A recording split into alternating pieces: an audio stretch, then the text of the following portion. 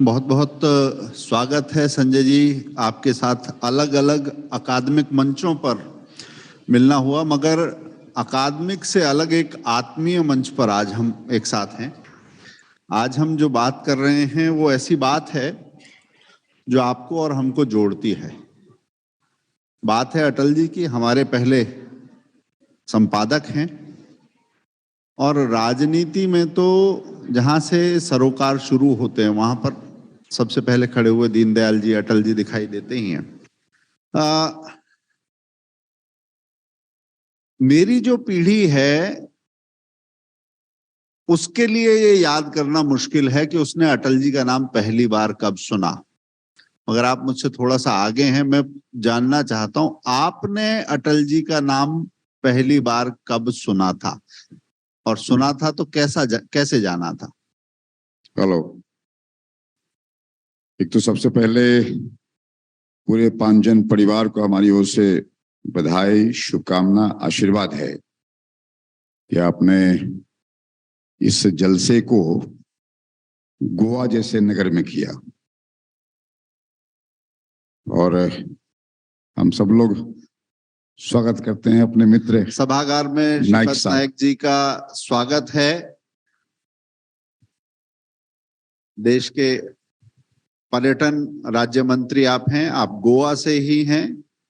संस्कृति से, सामाजिक सरोकारों से आपका गहरा जुड़ाव है। गोवा की बात दिल्ली में आपके बिना अधूरी रहती है। पांचजन्य के पूरे परिवार की ओर से आपका हार्दिक अभिनंदन नायक जी। बहुत बहुत स्वागत नायक साहब। हम लोग साथ में मिनिस्टर रहे, मंत्री रहे।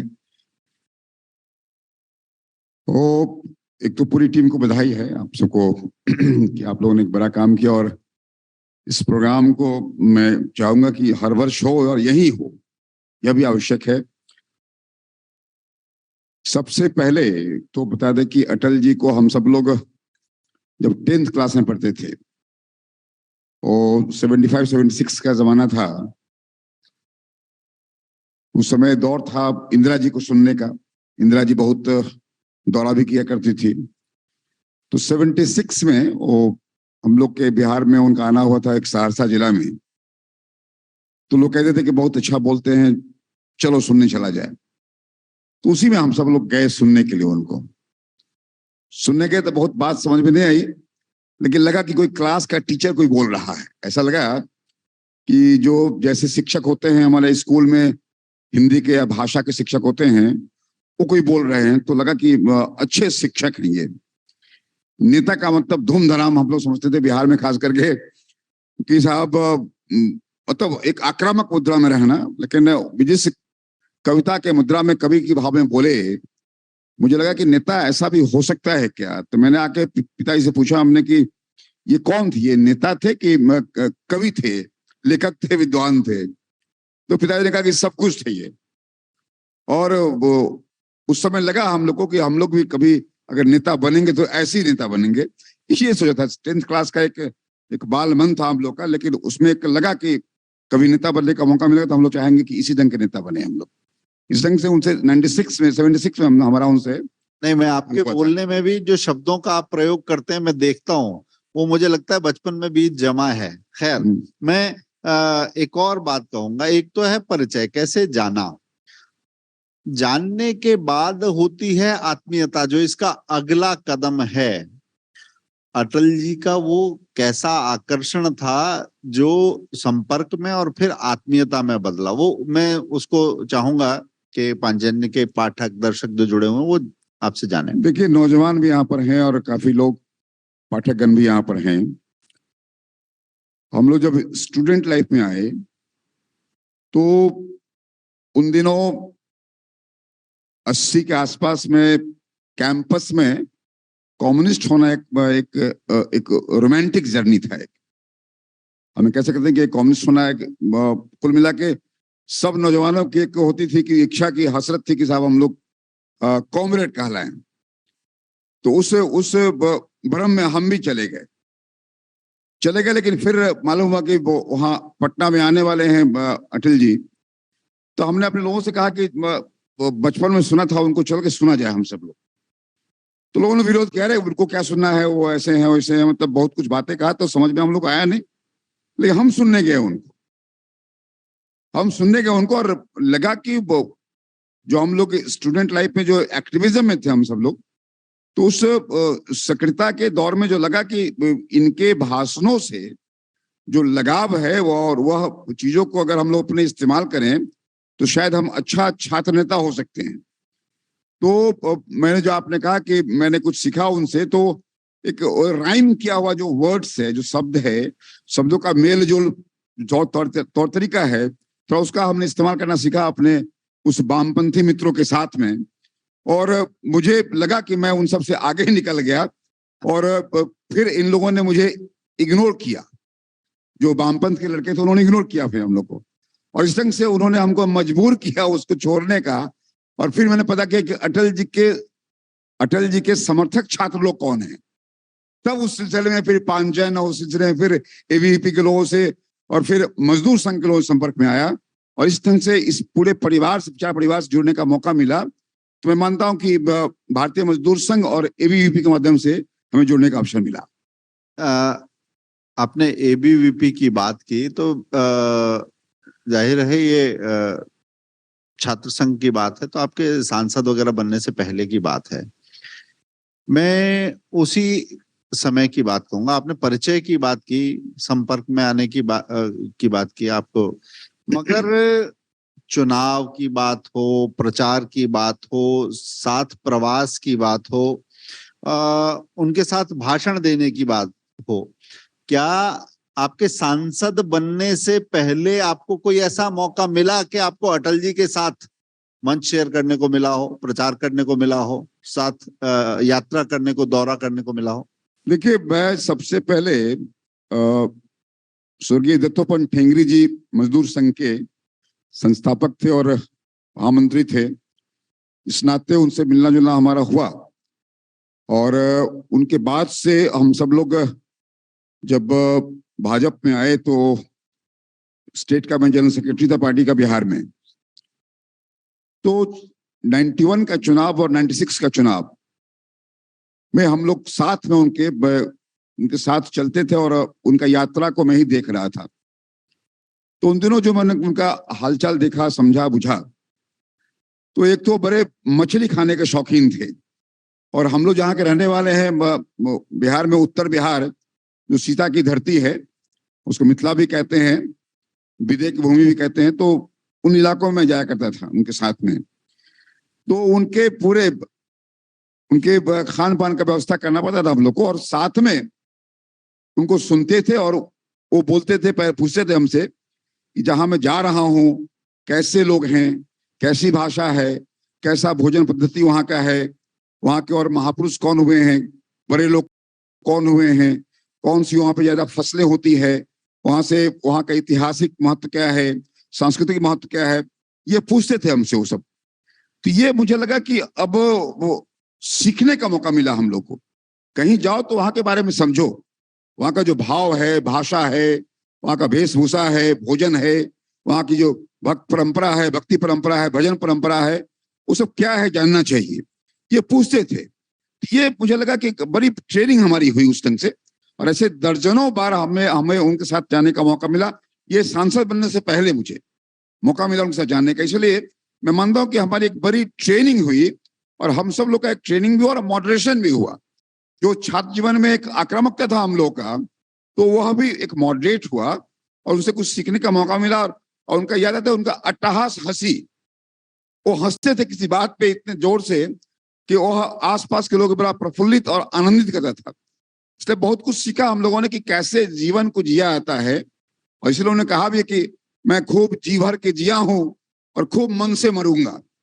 तो ये बात जब कविताओं में उन्होंने लिखा है तो लगता है कि सब एक बड़ा दर्शन की बात है ये, जी भर के जीना और मन भर के मरूंगा, ये बात कहना।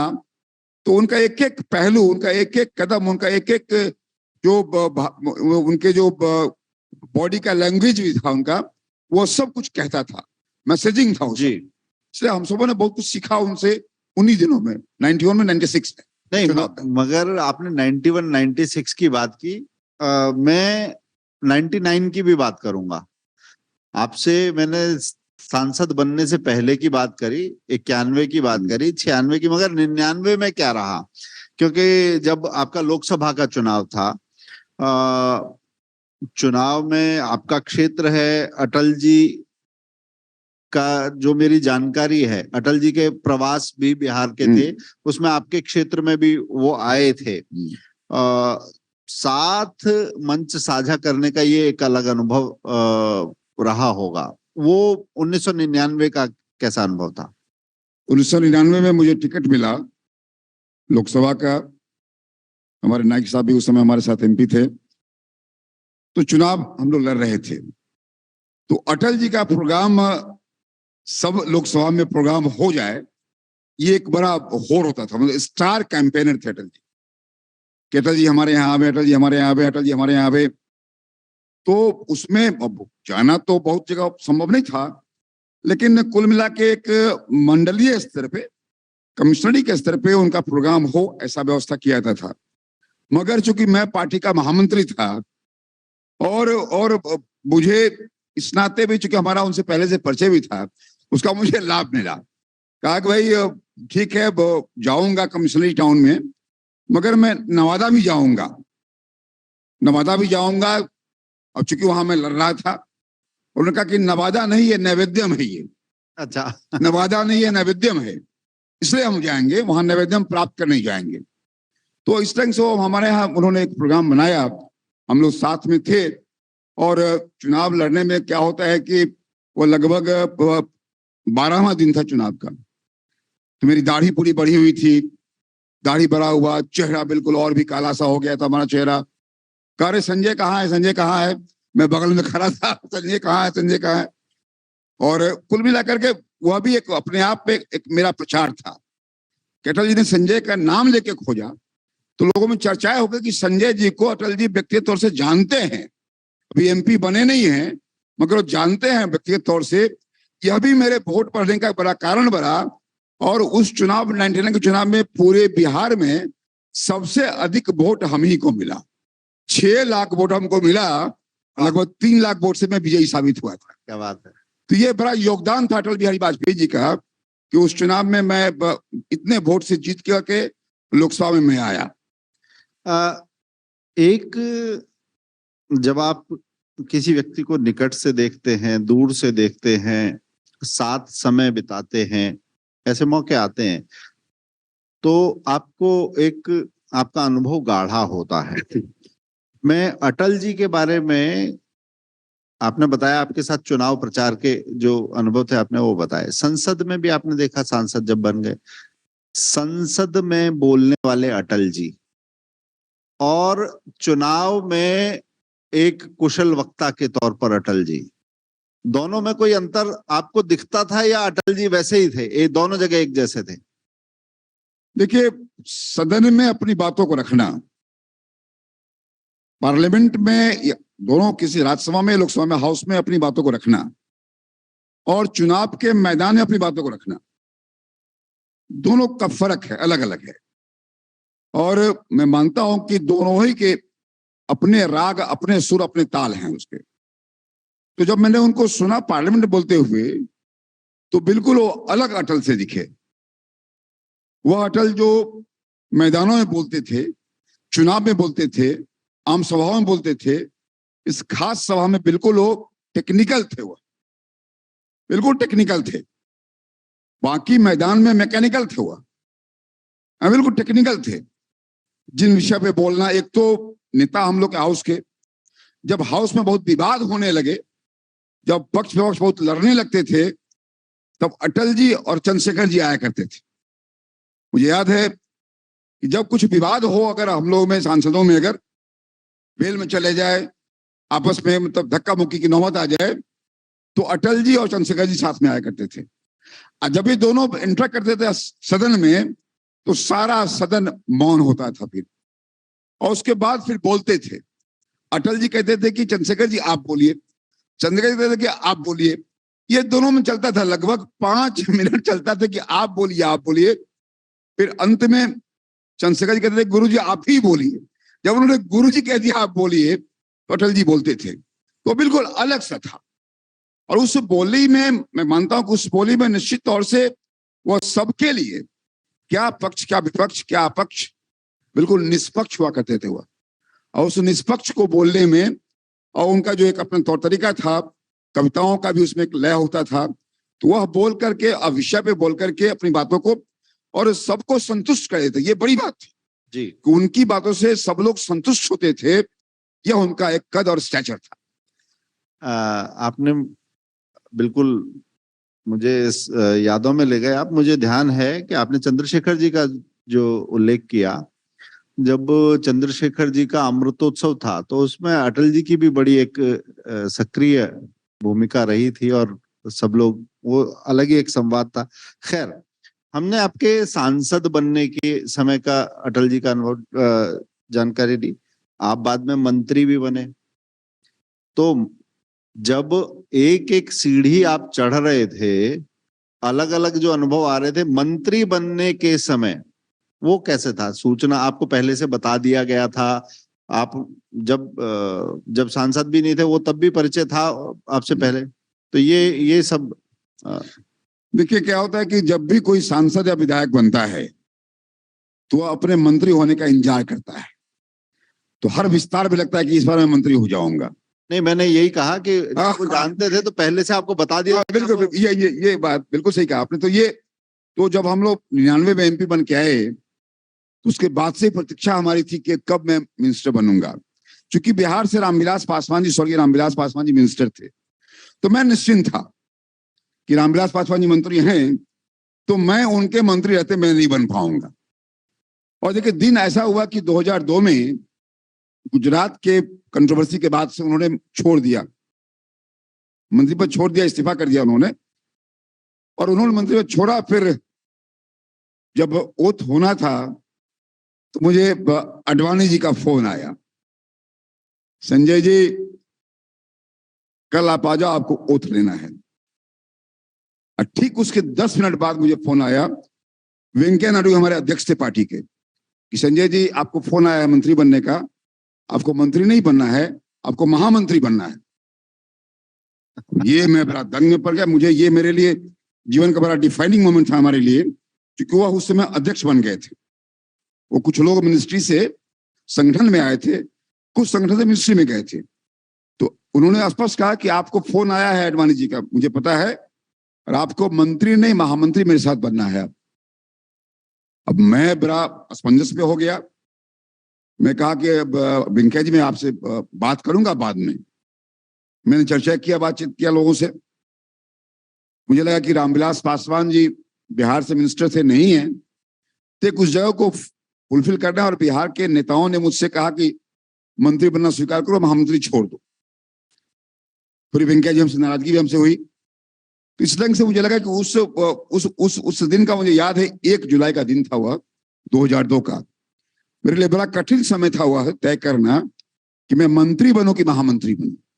और ये मेरे लिए एक अच्छा अवसर भी था। मैं सौभाग्यशाली हूं। नहीं, ये आपने एक, मुझे लगता है पत्रकार के तौर पर आपने एक अलग खुलासा किया। क्या सरकार और संगठन दो अलग अलग तरीके से सोच रहे थे? हाँ बिल्कुल, उस समय कुछ लोग संगठन से मंत्रालय में आए थे और मंत्रालय आपस में संवाद की बात कर रहा हूं मैं। दोनों जगह कि आपको एक जगह से फोन आ रहा है कि नहीं बनना और बनना है, आपस में तय क्यों नहीं होता? ये आप समझ ले कि हम लोग का कुल मिलाकर के अटल जी के निकट होने का लाभ, पार्टी में संगठन में मैं उस समय पार्टी का महामंत्री था और पार्टी का राष्ट्रीय मंत्री में हो गया था, पार्टी का नेशनल सेक्रेटरी में हो गया था। इस नाते हमें जना कृष्णमूर्ति जी का मंत्रिमंडल में आ गए थे और वेंकैया जी अध्यक्ष बन गए थे। तो उनका आग्रह था कि इसमें चले जाओ, इसलिए थोड़ा मैं मानता हूं कि मेरे लिए रसाकसी थी। बाद में लेकिन तय किया मैं कि मैं मंत्रिमंडल में जाऊंगा और प्रमोद महाजन जी के साथ में संचार राज्य मंत्री बनाया गया। मेरे लिए सौभाग्य की बात है, प्रमोद जी नहीं रहे दुनिया में। प्रमोद जी ने काफी कुछ हमको गाइड किया और उनके साथ। और प्रमोद जी उस समय जो PM, 2 ही PM थे, एक PM अटल बिहारी वाजपेयी थे और एक PM प्रमोद महाजन थे। तो इस ढंग से इन दोनों PM का मुझे आशीर्वाद मिला और मैं मंत्रालय में गया और प्रमोद जी ने मुझे minister of state communication and information technology का बनाया उस समय मुझे लगता है कि दूरसंचार क्रांति का जी, ये जी, बिल्कुल, एक वही सबसे दौर बड़ा, था, वही मुझे याद है कि उत्तराखंड के हमने दौरे किए थे उस समय पर, न सड़क थी न मोबाइल था, उसके बाद पूरे देश की तस्वीर बदली। मैं खास तौर से जानना चाहूंगा कि सांसद के तौर पर हो गया, मगर मंत्री के तौर पर अनुभव जो था आपका, उसमें चुनौतियां क्या थी और उपलब्धि कैसी थी? देखिए, उसमें मैं बता दूं आपसे कि क्योंकि उसी मुझे समय लगता है कि जो हमने बात बिल्कुल, की हाँ, कि अटल जी के समय पर बिल्कुल अलग हाँ, तरीके की सरकार लोगों ने देखी थी। 2000 में ही पार्लियामेंट की एक कंसल्टेटिव कमेटी बनाई गई थी संचार पे, आईटी पे। तो जब एमपी बन के लोग आते थे तो सबका पहला चॉइस होता था कि कैसे हम रेल मंत्रालय के समिति में जाएं, एक। दूसरा था बिहार के एमपी का कि कैसे कोल मिनिस्ट्री के समितियों में जाएं। लेकिन हमने ना रेल चॉइस किया न कोल मिनिस्ट्री में गया, मैंने संचार को अपना समिति में गया मैं। और ये मेरे लिए ये बड़ा कारगर साबित हुआ कि जब संचार समिति से संचार मंत्रालय बनाया गया आईटी का, संचार का, तो प्रमोद जी ने कहा कि चूंकि इसने ऑप्ट किया था संचार मंत्रालय को, आईटी मिनिस्ट्री को as a parliamentary committee member के रूप में, इसलिए इनको बनाया जाए। अब ये मेरे लिए उस दौर में बड़ा महत्वपूर्ण था हमारे लिए। वो दौर संचार क्रांति का दौर था, और संचार क्रांति का दौर आप समझ लें कि कनेक्टिविटी का, जो अटल जी का जो सबसे बड़ी बात थी कनेक्ट होने का, चाहे वो मैन टू मैन हो, चाहे मैन टू विलेज हो, या पार्टी टू पार्टी हो, या रीजन टू रीजन हो, जो कनेक्ट होने का भाव था। अभी हमारे टांगे जी ने कहा ना कि जो सड़क की जो क्रांति किया, वो एक कनेक्टिविटी का रिवॉल्यूशन था हुआ। उसी ढंग से सिम कार्ड, जो सिम कार्ड ब्लैक में मिल रहा था, थैंक्स टू अटल बिहारी वाजपेयी जी, प्रमोद महाजन जी, उनके कारण सिम कार्ड सबको मिलना शुरू हो गया। वो सिम कार्ड जो क्लास में था वो मास में आ गया। उसी समय जिन दिनों हम सब लोग प्रमोद जी के साथ, अटल जी के साथ उस मंत्रालय में हम लोग एक उप मंत्री के रूप में काम कर रहे थे। इसलिए एक कनेक्टिविटी का जो रिवॉल्यूशन था, अटल जी ने उस मामले में बहुत उपयोगी साबित हुए, और उन्होंने इस संपर्क क्रांति के दौर को बहुत सहज सरल कर दिया उन्होंने। एक अंत में एक प्रश्न पूछना चाहूंगा, सुरेश जी चले गए मगर मुझे उनके कार्यकाल की भी एक घटना है और आपके कार्यकाल की भी एक घटना है। ये सारे बिंदु हमने जो लिए, ये राजनीति में हमें विचार करने को प्रवृत्त करते हैं दोबारा से। और जब हम मंथन की बात कर रहे हैं तो राजनीति की दिशा, व्यक्तियों की परख, उनकी चुनौती, उनकी उपलब्धियां, हम इन सब की चर्चा कर रहे हैं। मैं एक और बात कहूंगा कि एक बार बहुत विवाद हुआ था, आप आग पर चले थे उस समय के अखबारों में बड़े बड़े खबरें थी।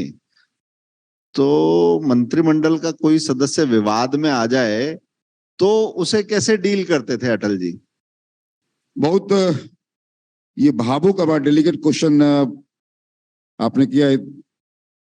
मैं बता दूं आपसे कि हम लोग जिस जाति के हैं उस जाति में आग पे चलने का परंपरा है, और खास करके चैत के महीने में और श्रावण के महीने में, दो महीने साल में 2 बार ऐसा होता है जो हमारे भगत लोग होते हैं, वो इसी के पीला गमछा को लपेट करके और पता नहीं क्या करते हैं, कौन सा मंत्र पढ़ते हैं और आग पे चलते हैं।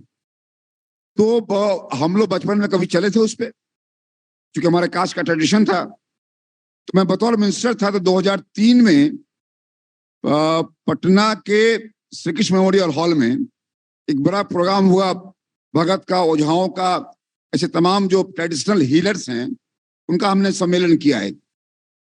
सम्मेलन किया तो उसमें एनडीटी वाले लोग थे उस समय, आप सब लोग भी थे उसमें।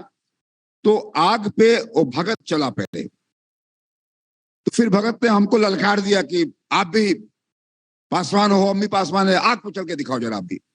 और भगत ने ललकार दिया हमको, और उस समय हम लोग थोड़ा नौजवान थे, उसके ललकार में हम भी आ गए और मैं खुद आग पे चल गया। तो 2 बार 3 बार 4 बार दौड़ गए, कुछ हुआ भी नहीं। अब ये बड़ा सवाल हो गया, कुछ हुआ भी, लोगों ने कहा कुछ लगाया है क्या, कुछ किया है क्या? तो जी वालों ने, एनडीटी वालों ने, आज तक वालों ने देखा मेरा पैर, कुछ लगा हुआ तो है नहीं, कुछ हुआ भी नहीं था हम लोग को। ये अपने आप में करिश्मा था एक। तो उस बात को लेकर के दुनिया भर के प्रेस ने बड़ा चर्चा किया, और उस समय मिनिस्टर बन गया था HRD का उस समय। तो HRD में था। तो हुआ कि जब बिहार का रहने वाला मेरा पार्लियामेंट और भारत का केंद्रीय राज्य मंत्री शिक्षा का है, वो आग पे चल करके वो क्या मैसेज दे रहा है। तो बड़ा हंगामा हो गया देश दुनिया भर में। मैं दिल्ली आया तो बहुत लोगों ने कहा कि साहब बहुत चर्चा, बहुत कंट्रोवर्सी हो गया है, तुमको मिनिस्ट्री छोड़ना पड़ेगा, जाके मिल लो डिप्टी PM साहब से और प्रधानमंत्री महोदय से जी कि क्या करना है नहीं करना है जी। तो अब मैं भी तो डर गया कि लगता है मंत्री पद छोड़ना होगा। मैं इस्तीफा लेके चला गया डिप्टी PM साहब अडवाणी जी के यहाँ। तो अडवाणी ने कहा कि हाँ ये तो संजय जी आपका इमेज बड़ा कंजर्वेटिव इमेज हो गया, आपका ये बड़ा दकियानुस इमेज हो गया, आप मंत्री शिक्षा के हैं, आप आग पे चले, ये अच्छी बात नहीं है, आप बात कर लो अटल जी से। मैं अभी अटल जी से डरते डरते गया। नेक्स्ट डे अटल जी ने कहा क्या बात है भाई, क्यों आए? तो मैंने कहा कि कुछ चर्चाएं हो रही है। बोला हाँ देखा है मैंने, क्या है बताओ। तो उनको याद आ गया, अच्छा आग पे चलने वाली बात है ना। बोला वो तो मैं जानता हूं और मैंने देखा भी है कि तुम्हारी जाति में यह परंपरा कई 100 साल से चला आ रहा है, और कुछ ऐसे लोग हों तो अपने PM हाउस में बुलाओ उसको, हम यहां भी देखना चाहेंगे। तो मैंने कहा लेकिन लोग बाग मुझे कह रहे हैं इस्तीफा करने के लिए, मुझे क्या करना है? बोला इस्तीफा कौन कहा, किसने कहा, सवाल नहीं उठता इस्तीफा का है। तब जाके मैं निश्चिंत हुआ कि अब मुझे इस्तीफा नहीं करना पड़ेगा। और ये उन्होंने कहा कि साहब ये परंपरा है। तो मैंने देखा कि विज्ञान और परंपरा, ये अटल जी थे जिन्होंने विज्ञान और अध्यात्म, परंपरा और विज्ञान दोनों साथ साथ कैसे चल सकते हैं, दोनों का सह अस्तित्व संभव है, ये अटल जी ने ही दिखाया और किया। और मैं उसका लाभार्थी था, मैं उसका कि मैं इस्तीफा देने से बच गया। मैं एक ये साक्षात्कार में व्यक्तिगत प्रश्न कुछ ज्यादा हुए, परंतु एक जो वो इसलिए भी हुए क्योंकि राजनीति जल्दी से खुलती नहीं है, इसलिए हमने काफी सारी चीजें उसमें निकाली। अटल जी के समय पर जो गवर्नेंस की बात है, अगर कहते हैं कि विकास है तो विकास और अंत्योदय इन दोनों का कैसा संबंध है? और आप समरसता की अगर बात करते हैं, हाँ बिल्कुल, बहुत बहुत बड़ी बात तो राजनीति एक तो होती है, तरह तरह की सोशल डायनेमिक्स पर काम करती है। वो कुछ लोग जातियों के आधार पर करते हैं, कुछ लोग क्षेत्र के आधार पर टिकट बंटवारे में करते हैं। अटल जी के समय में पिछड़े की परिभाषा क्या थी और क्या उन्हें जातियों में तोला जाता था? देखिए, मैं अटल जी को ATAL को मैं ऐसे मानता हूं कि अटल का A अंबेडकर, अटल का A अंबेडकर, अटल का T ठेंगरी जी। आप बहुत तो जानते होंगे दत्तोपंत ठेंगरी जी, ठेंगरी जी। पुनः A Abul Kalam Azad, first education minister of India, जिन्होंने कहा नेहरू जी से, नेहरू जी मुझे आप रामपुर क्यों लड़ने के लिए भेज रहे हो, क्योंकि मुसलमान है वहां पर, और आप फूलपुर क्यों जा रहे हो, क्योंकि वहां ब्राह्मण और हिंदू है। नहीं, मुझे जाना चाहिए फूलपुर और आप जाओ रामपुर। ये कहने का हिम्मत उस अबुल कलाम में था। एल लोहिया। तो अटल जी को देखने के बाद से लगता है कि उनमें अंबेडकर, ठेंगरी जी, अबुल कलाम आजाद जी और लोहिया का जो पूरा भाव है, तो कुल मिला के अभ्युदय, सर्वोदय, अंत्योदय और पुनरोदय, इन चारों का सम्मिश्रण था उनमें। केवल अंत्योदय नहीं, सर्वोदय भी, अभ्युदय भी और पुनरोदय भी। क्योंकि हम सब लोग कोई उदय नवोदय में नहीं लगे हुए हैं, हम सब लगे हुए हैं पुनरोदय में। रीजनरेशन, इंडिया का रीजनरेशन हो, रीजनरेट हो, इसे पांजन भी लगा हुआ है, हम भी लगे हुए।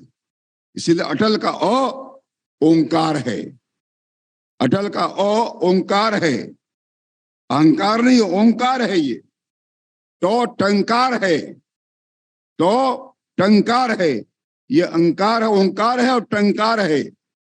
इसीलिए कुल मिलाकर के हम सब लोग आज भारत की बात भारत की आपने लिखा है, बहुत बड़ी बात है। बात भारत की नहीं हुई अभी तक, बात इंडिया की हो रही थी। बात भारत की होनी अटल जी के बाद ही शुरू हुआ है, बात भारत की। और भारत में क्या, भारत का भाव है, राग है, तो ताल है। जो अपने भाव को राग और ताल में रखे वही भारत है। उसी भारत की बात हम सब कर रहे हैं, पांजन कर रहा है। मुझे विश्वास है निश्चित तौर से भारत का जो भाव है राग और ताल से और आगे बढ़ेगा और दुनिया में हम लोग विश्वगुरु थे, अब पुनः विश्वगुरु स्थापित होंगे, ये मेरा विश्वास है। बहुत हम इस मंथन को जिस तरह से डिकोड करना चाह रहे थे, अब पॉलिटिशियन वाले फ्रेम के आगे एकेडमिशियन वाले फ्रेम पर हम ले आए हैं, तो हमारा ये मंथन पूरा हुआ है। अटल जी को परिभाषित किया, भारत की व्याख्या की, और पुनरोदय अभ्युदय ये कैसे होगा, इस आने वाली पीढ़ी के साथ ही होगा, इस नई पीढ़ी के साथ ही होगा। आप का बहुत बहुत धन्यवाद है। ओवर टू यू अनुराग, तृप्ति। धन्यवाद। पुनः पूरे पांजन की टीम को बहुत बहुत आशीर्वाद, शुभकामना। आप सब आगे बढ़े, कार्यक्रम आगे बढ़ता रहे। पत्रिका 75 वर्ष से चल रहा है, बहुत बड़ी बात है। दुनिया में उदाहरण एक आध दो का ही होगा जो चल रहा होगा, अभी तक एक आध दो ही होगा, शायद संभवतः एक ही पांजन ही है जो इतने वर्षों से चला आ रहा है। जी, तो थैंक यू पांचन, बहुत धन्यवाद। बहुत धन्यवाद संजय जी।